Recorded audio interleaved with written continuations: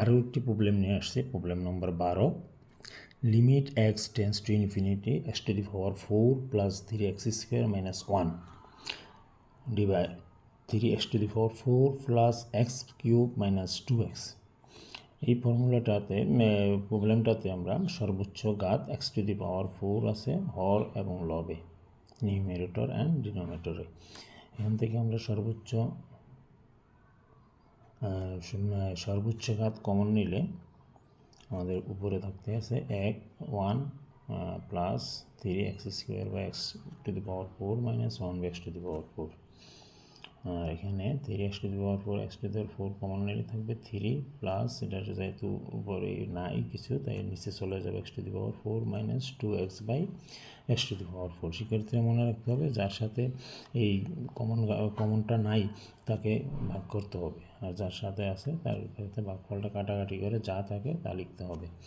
এখন আমরা লব হর থেকে x to the power 4 cancel out করে দিই, তারপরে দেখবো 1 প্লাস 3x 3 এই এক্স স্কোয়ার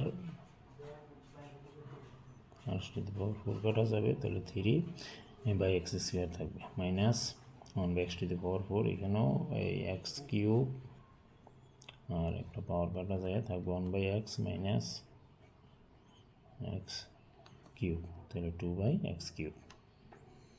এই হলো সর্বশেষ অবস্থা। এখন এখানে আমরা এক্স টু দি পাওয়ারের ইনফিনিটি বসাবো এক্সের জায়গায়, তাহলে 1 plus 3 by infinity minus 1 by infinity, যার সামথিং যে কোনো সংখ্যাকে ইনফিনিটি দিয়ে ভাগ করলে এটা হয়ে যাবে 0।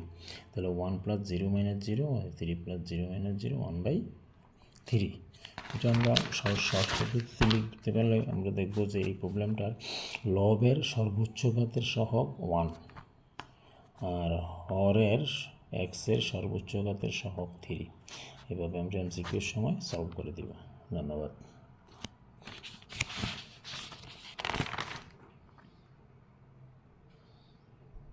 প্রবলেম নম্বর 12।